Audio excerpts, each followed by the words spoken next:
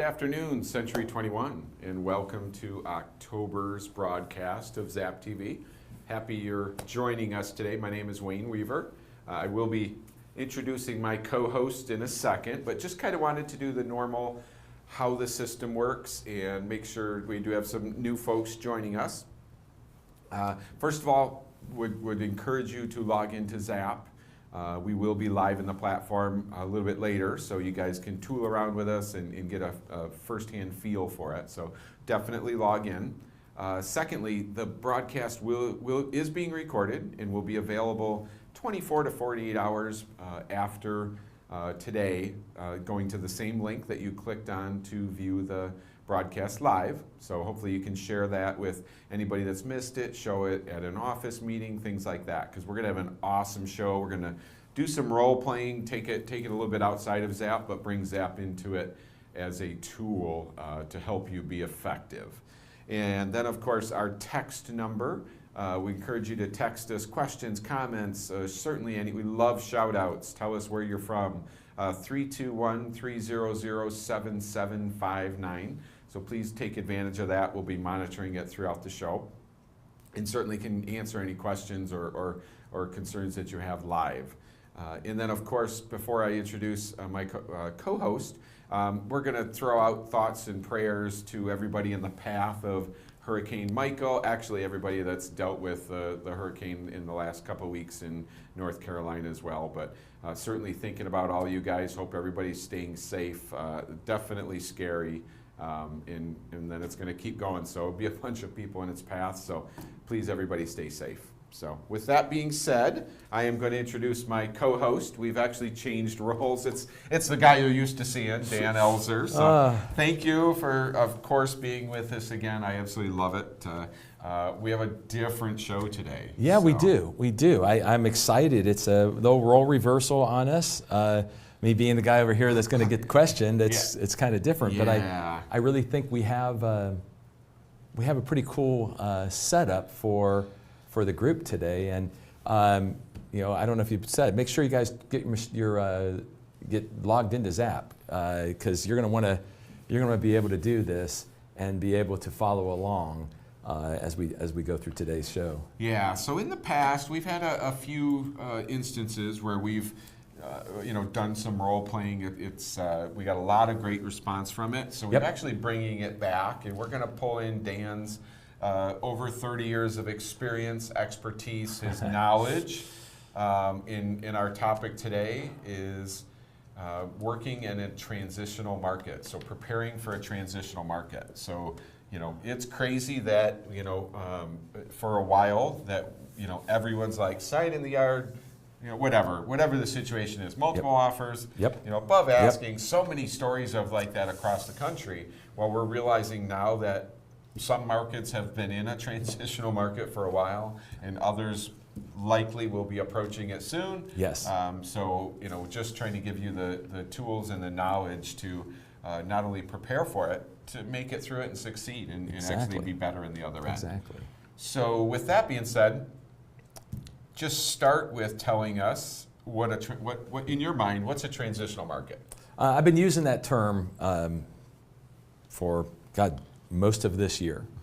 A transitional market is where the tools, techniques, methodologies to be successful change. For you to be able to succeed in your industry, you have to make some changes, or the industry is going to leave you behind. That's transitioning. Our transition currently is going from a very hot market to a traditional market. So some people will call it an adjustment. Regardless where you are in the nation, I've been blessed to do consulting, corporate consulting with real estate firms all over North America. And so I have clients from the Northeast to the Southwest and vice versa, crisscrossing the United States. And different areas are in different stages of this transition. And that transitional market is going to be a shocker, because you've been in over a decade, over a decade you've been in the business. So you've got over a decade in real estate, and in your decade, you have seen a recession and you've seen a boom market. You've never seen the traditional market. Yes. And so many of us, many of you might be in the same boat where if you have 12 years or less in the business, the market that we're transitioning into, you've never experienced. And that market requires a lot of different methodologies, tools, strategies to succeed in. And I'm out trying to scream from the cheap seats and ring the bell that we need to start preparing ourselves, our companies, our methodologies, our skills, or we are going to be a little hurt if we don't do that. Yeah, so we started touching base on it, and I have two, I like an A and a B, because I don't want everybody to like freak out Right. and go running down the streets or anything. Screaming, So, world's over, it's over. But before I get to that part of it, what are some of the components? So we talk about a changing market. Like Yes. as an agent, if I'm in it, maybe I don't realize it, or if I'm not, what am I looking for when you say there are changes? Okay, let me break it into two. Let me break it into how it affects us as agents, Okay. and why it happened. Perfect. Okay, Perfect. so let's start with how it affects us as agents. When a market transitions, things start to happen. For instance, headlines out there. Twice the number of homes have had price reductions this year over last year. So we have doubled the number of sellers that are lowering their price compared to the prior year. Well, that's kind of like, ooh, well, what does that mean? Well, that means that if you're a listing agent and things aren't moving like you thought, there's adjustments that have to be made. So do you have the skill strategies? Have you set the right expectation so you're not fearful when that phone rings and it's your seller's number going, oh God, that you have set the expectation that this market's transitioning, and so we have to stay on top of it to make sure we stay relevant. So that's one of the things we might experience on the listing side. On the buyer side, we might start to experience people taking longer to make decisions. We might start experiencing people fearful of affordability and things like that. So when those things start to happen, if we don't change the way our methods and strategies and skills are, we keep doing the same thing we've always done, and it's not getting the result that it was getting in the prior market. Now, why are we here? We came out of the recession, and markets took off. As soon as we came out of that recession, the Great Recession, the second worst decline in our country's history, all of a sudden, the real estate market started to take off. Demand was high, interest rates were rock bottom, artificially low, and because of the recession, prices of real estate was low. And then what happened? I mean, how many times did you hear month after month after month or quarter after quarter, this huge increase in prices? So if we look at prices going up and artificially low interest rates, what we set ourselves up for is almost a decade of people believing money is cheap and I can get whatever I want for my house. Yes. Okay? So now we've hit a point where people are starting to go, whoa, affordability. It started at the beginning of the year, end of last year, that pricing of houses was pricing out more of the market. The new home buyer, the first-time home buyer was shrinking, the middle home buyer was shrinking because things were so expensive, we just couldn't afford them. Throw on top of that now, over the last 3 months, the interest rates have taken off. So now you have an interest rate increase that's dramatic. Before we came on the air, I reached out to a buddy of mine who runs the mortgage company for a large national bank, and he said, we had a rate alert. Now, a rate alert to his mortgage originators is midday, they gave him a new rate sheet basically saying rates moved midday.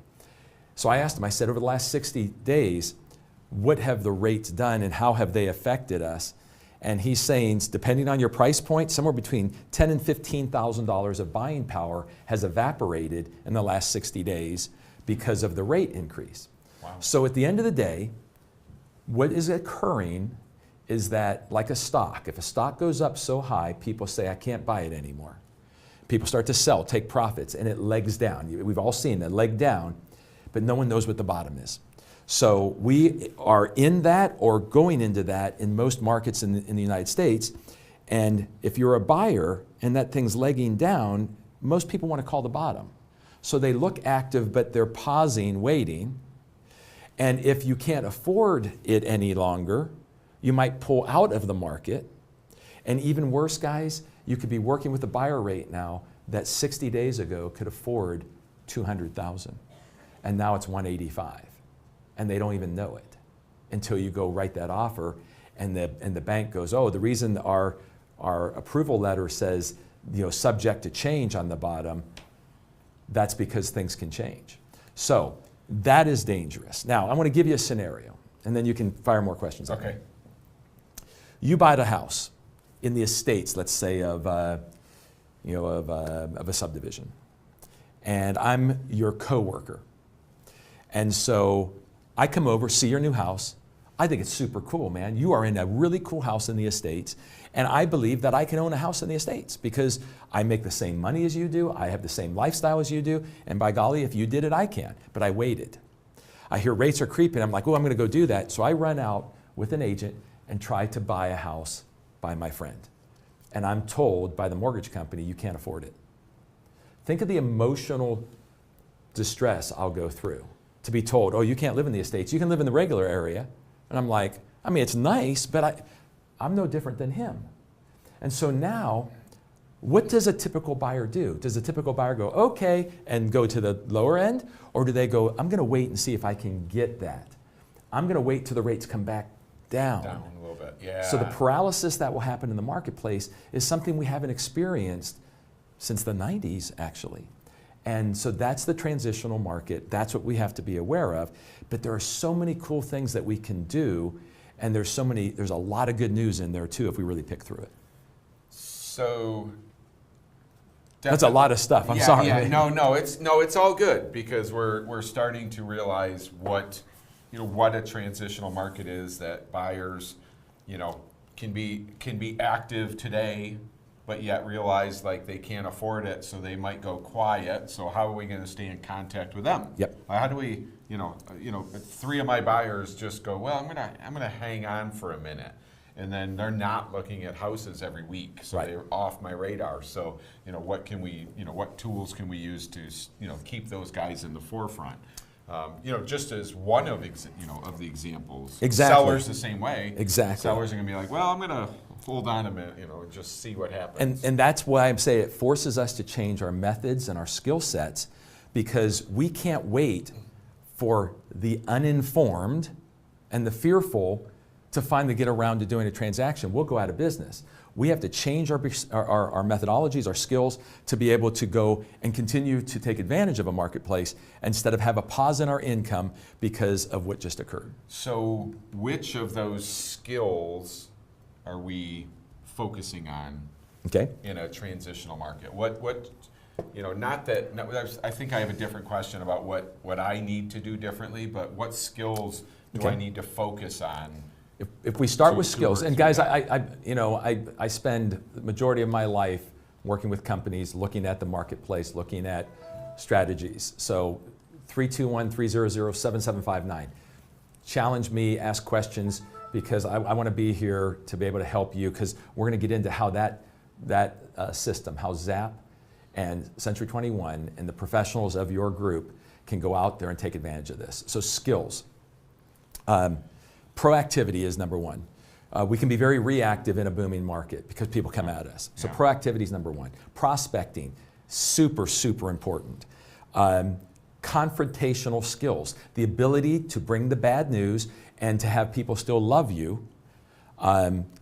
Presentation skills, value proposition, because as the market tightens a little, then all of a sudden I've got to be I have to be better than my competition to get the better listing. So my presentation skills have to get improved. Demonstration skills and vetting skills on the buyer side.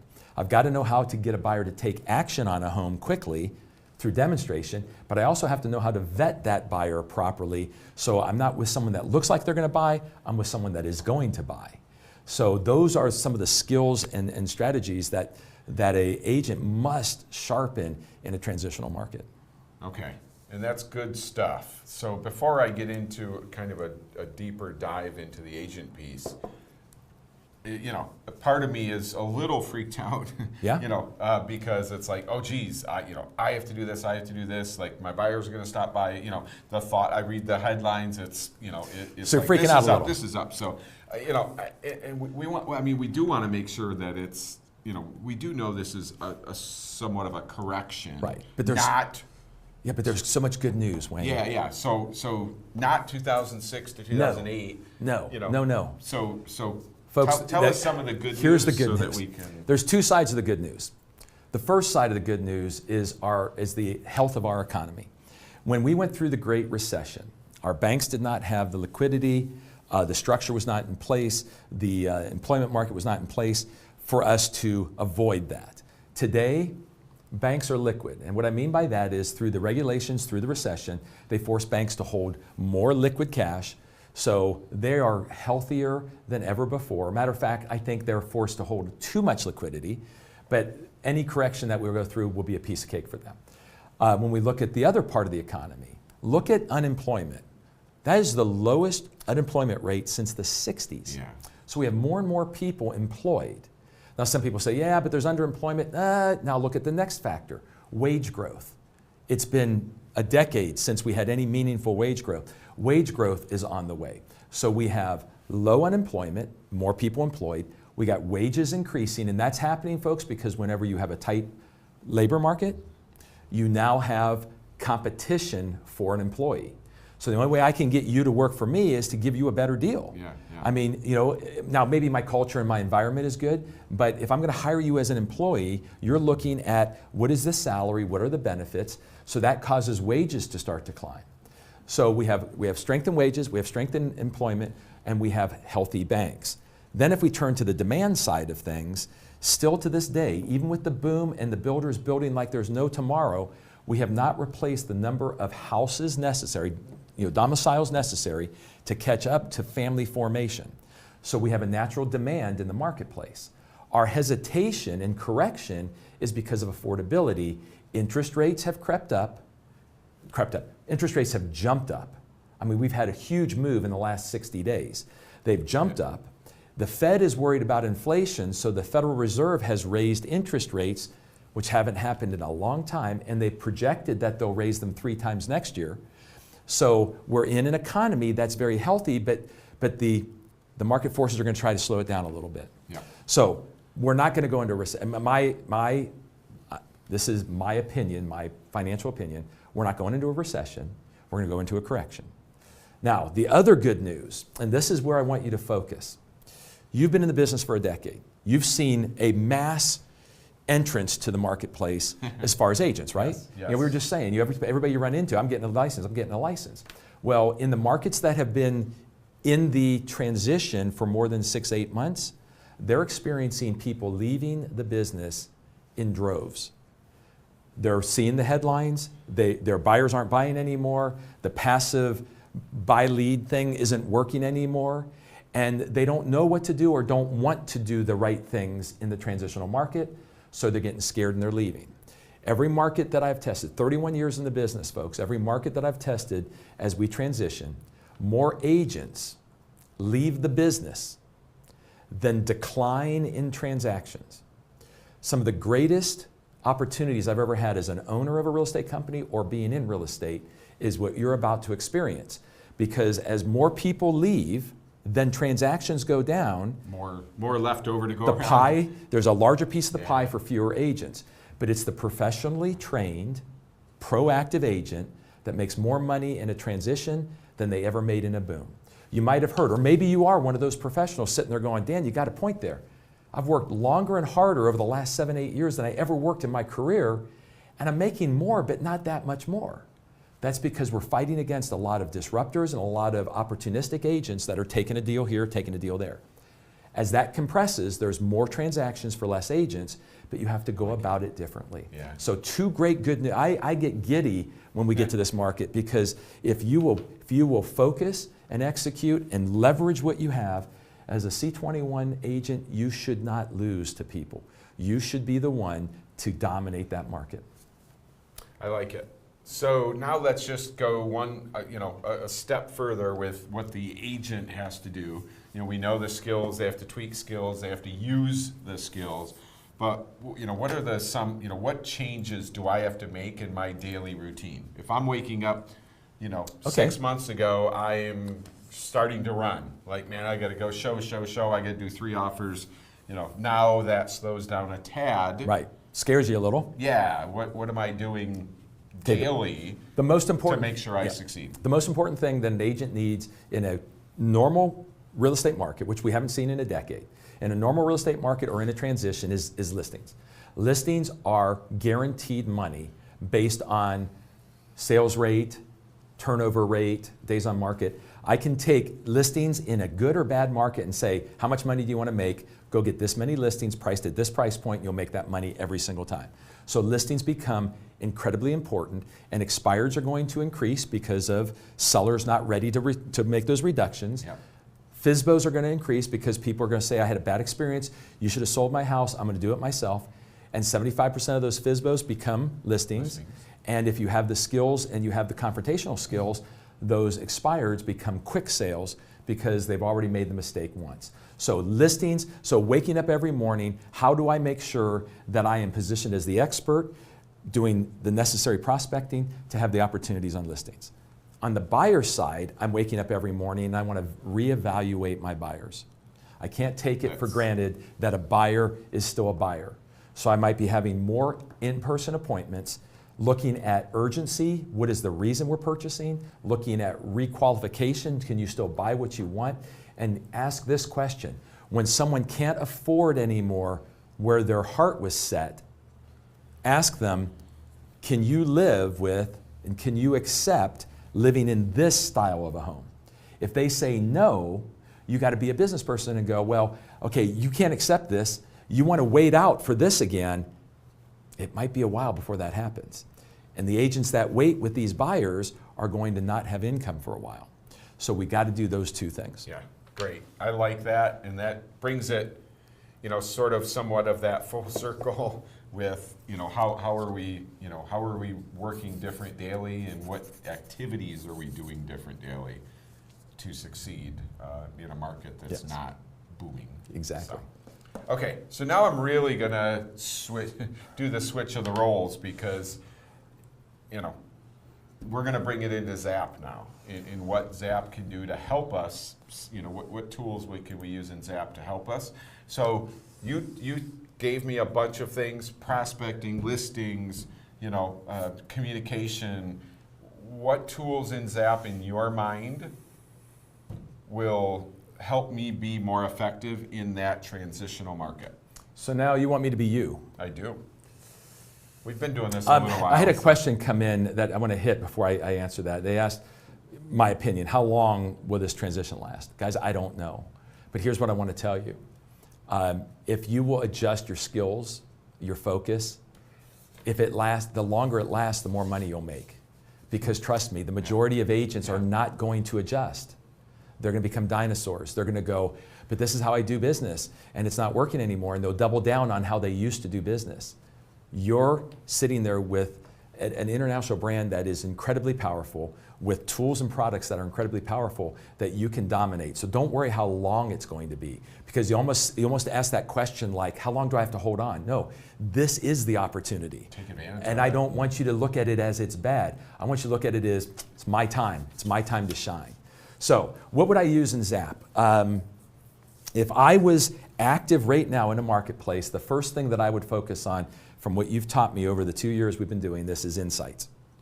Because property and local insights, as I remember them, makes me the market expert. I show up on the internet when people are searching areas. They keep seeing Dan Elzer, Dan Elzer. Dan Elzer talked about the Fall Festival. Dan Elzer has a comment on this property in Wekiva. Dan Elzer is commenting about the golf course and membership. So insights would be my number one thing. Absolutely. Prospecting on steroids. Exactly, exactly. If I pick the second one, okay. I can answer that. We'll get that answer here in a second. Yep. The second one I would pick is Follow-up plans. I'd go to follow-up plans, and guys, follow-up plans, I would go there. This is me, I'm the novice. I would go to follow-up plans because when we do them, most of the time we're doing them, and there's a lot of automated touches. You can't rely on automation in a transitional market, so I'd flip it over. I'd have more personal phone calls supported by automated touches instead of a lot of automated touches with an occasional phone call. Another thing I would do is watched homes.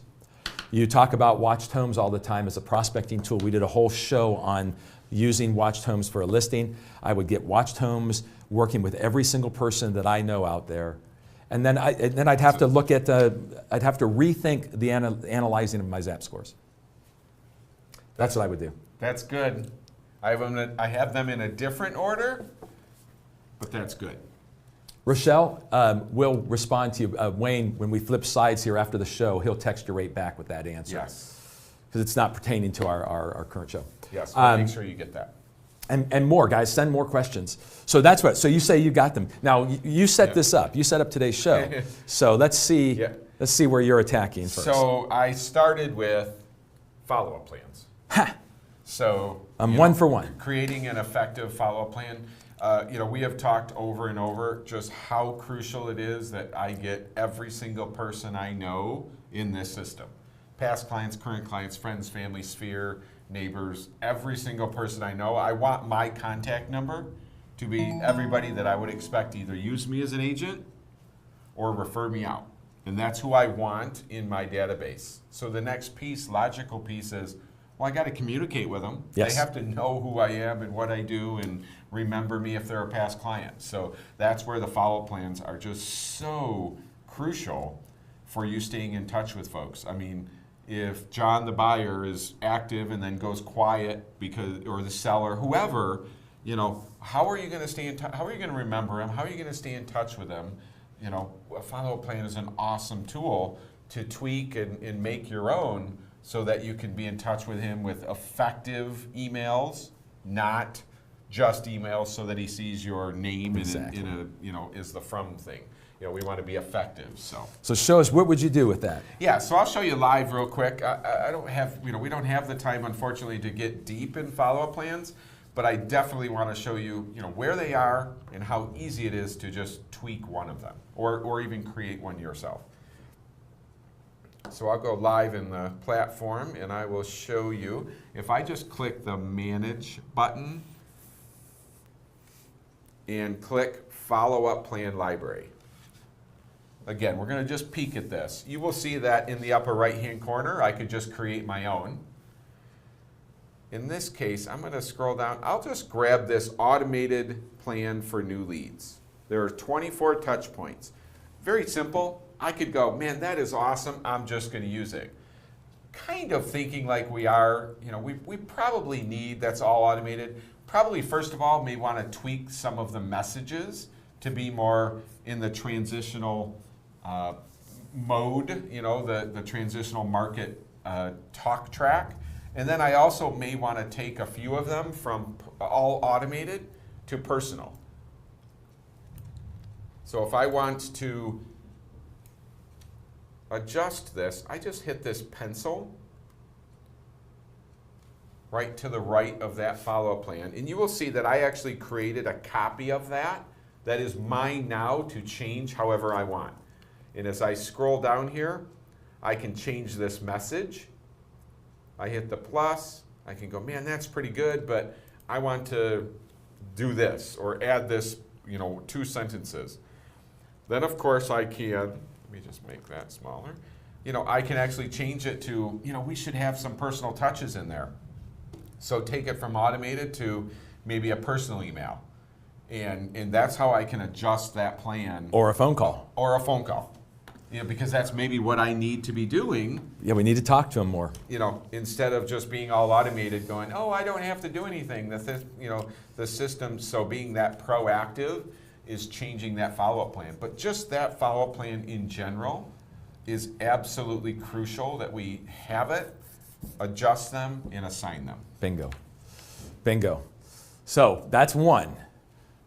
Come on back. That's one. So we're gonna get our follow-up plans going. Yeah. We want them. I think you could have a seller one a pre-seller one. You could have a buyer in progress one, and you could have then also, I think those pre-seller buyer in progress plans would give you the opportunity to reevaluate the buyer in progress, and keep marketing the seller, make sure you're out in front of them, while you're still doing the other ones with your leads. Yes.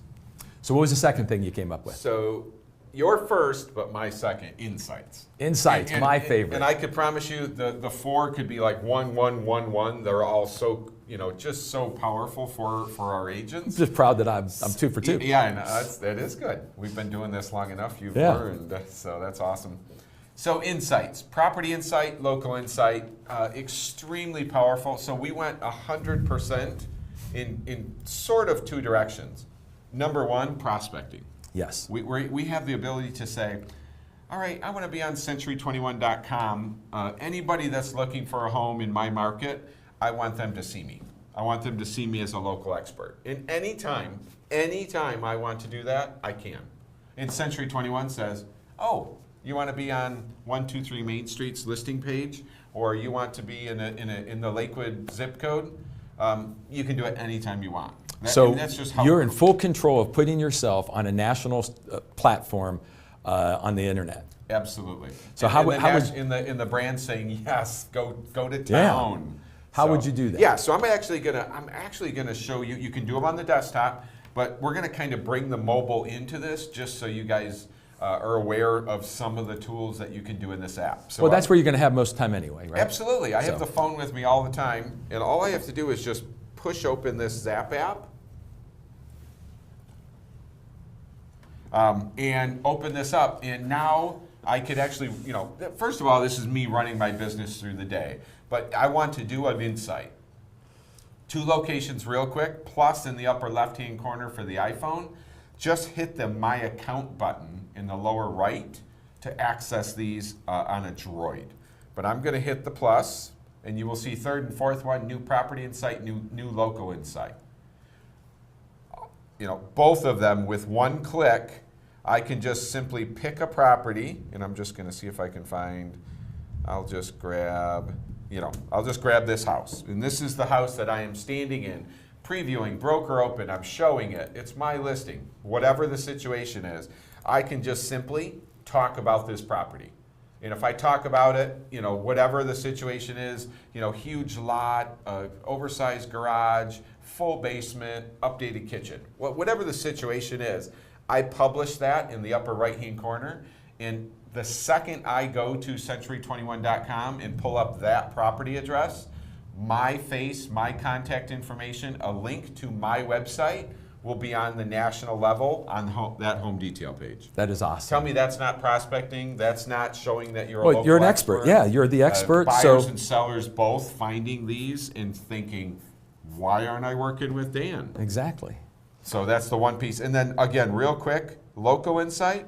In this case, I'm just picking a community that I work in, that I sell homes in, and that I live in, and I'm just talking about that community. What's happening, what it's like to live in the community, that there's a fall festival coming up.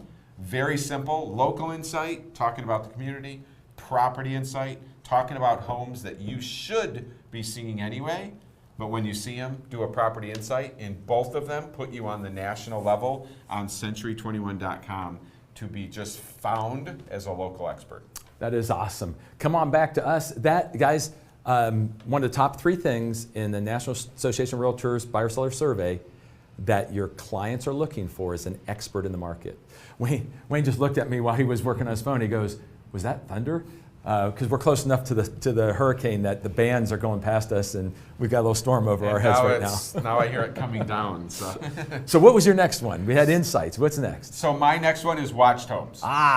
3 for 3. So, and we're going down the path here. Communication, follow-up plans, prospecting, insights, watched homes. Let's go find some listings. So a way to prospect, but we are prospecting to potential sellers. So we have the ability to do a watched home. What it is I can pull Dan and go, hey Dan, your house is not listed. Yep. I don't care if you're a friend, family, neighbor, or a past client and expired at FSBO.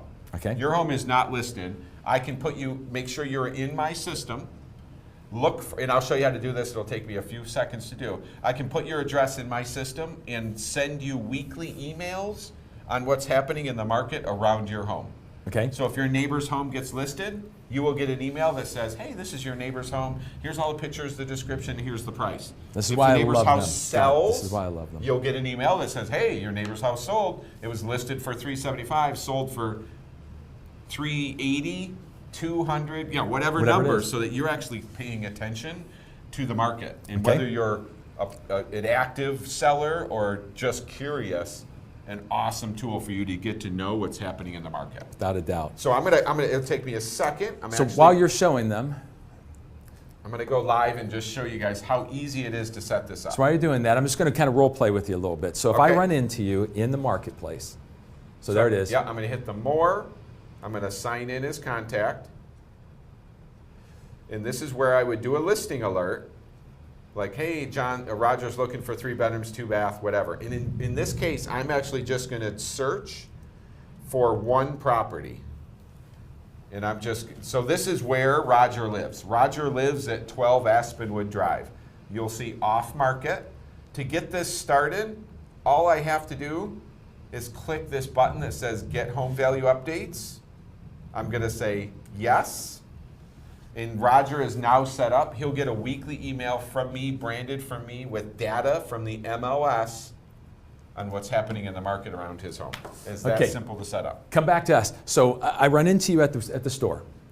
I've got my career apparel on, got my name badge on. You talked to me about real estate. We hit it off. You're happy where you are, but I want you in my system. So I ask, would you like to receive information on the neighborhood, just so you know what's happening? You say yes. I get you into my Zap. I've got your email, I've got your address, I've got your contact information. I get you into Zap. I sign you up. I don't need your permission. I sign you up for Watched Homes. Correct. I want you to think how simple this can be. He starts getting information. He starts clicking and looking at the for sales, the solds around him. I have a great way of having a warm follow-up to call him and say, hey, did you get the information? Are things working? And I bet you your last one is scores, right? Yes. Aha. So let's transition now. You're doing things, and I want that listing. So when we go into the Zap score, what are some things that I would be able to tell using Watched Homes that you're now thinking about possibly being a seller? So the Zap score monitors if you open up an email. So any of my emails you're opening? Yeah, if you look at one of the homes in the email, like I'm going to send you 2 properties that were Well, what about the Watched Homes coming at them? Yes. We're not going to be sending this guy anything, so if he just gets, well, I guess it is kind of an email coming to him. Yeah, it'd be like, here's the 2 homes that were listed this week. And if he clicks on them, I'll know he opened the email. And then he looked at those 2 homes. So it's like, okay, cool. He's at least engaged. He's investigating of course, the market. I'm thinking, you know what? I would probably do the same thing. I would be curious as to what was listed in my neighborhood. I'd love to see the pictures inside.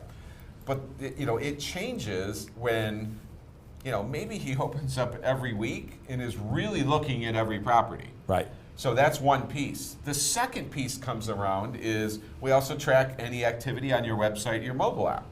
So he has access to the entire country's properties.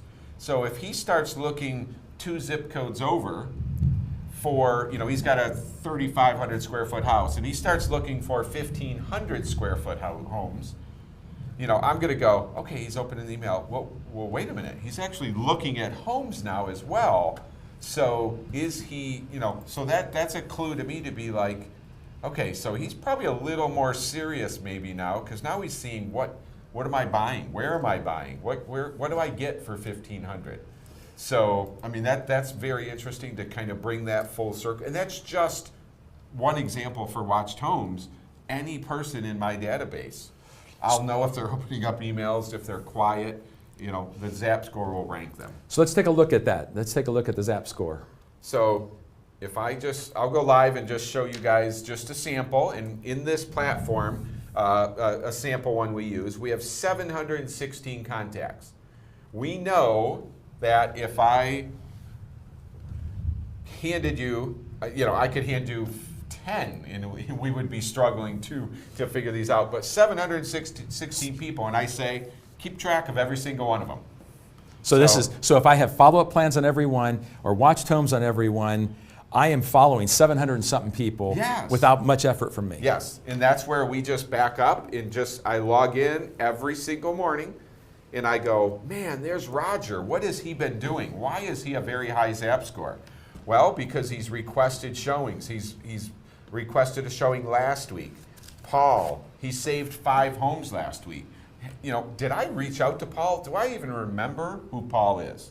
And that's the Zap score going to work with all of the contacts added in the communication we set up with them. Sit back every single morning, just take a peek at this list and determine, man, who needs a touch point from me? And it could be as simple as Marissa, who's opened up 2 emails this week. Man, I have not seen her name in 3 or 4 months. All of a sudden she's opening up emails. Why is she opening up emails? Something's changed. So they don't have to be very high. I don't think Marissa's going to buy a home from me this afternoon, but But she could also be a seller that you put on watched homes. Absolutely. So now she's opened up 2 of your, she was silent, she's getting that information. Now she's opened up 2 emails. She's clicked on some of the sold properties, and you've got her looking at 4.2, 1,800 square foot homes where she's looked at 4 of them 2 miles away. Correct. I mean, if that's not clarity, that why is she doing that research? Why is she laser focused over here on 4.2s? If that's not worthy of a phone call to you, and I'm not going to call you and say, hey, Wayne, I see that you're looking at, no, bring it back to us a second, buddy. I want you guys to realize one of the things I get asked all the time as a trainer out there in the field is, what should I say to these people? I'm not going to call and say, hey, I've been tracking you with cookies and algorithms and I know that you're doing something. No, I'm just going to call and say, hey, I'm doing my job following up. I wanted to see if you had any questions or any thoughts about today's market. Have you been receiving my information? And I just happen to appear on the phone when I know things are going through your head. The mistake that you will make in a transitional market is you will wait for them to call you. And folks, that doesn't happen as we get to a normal market. You have to see the activity and then appear. It's like whenever the student's ready, the teacher appears. Well, when the client's ready, the professional agent has to appear. And if you'll do it and let this thing work for you, I mean, it'd be amazing how you can dominate what we're getting into in this market. It's so crucial to realize, like, I can't juggle all these people, especially if they go quiet. Marissa is not going to reach out to me and go, yeah, I opened up 2 of the emails, or thank you so much for sending those emails. Like, no communication back. But in the meanwhile, she's sitting there going, yeah, Wayne's my agent. Or she might be sitting there going, God, I hope rates come down, or I hope things change. And you call and you have a conversation with her about, here's some things to be looking at. Here's some articles to read, maybe in the Business Journal or something, that will get her to go, oh shoot, I better take advantage of this now, or I might never have this opportunity again.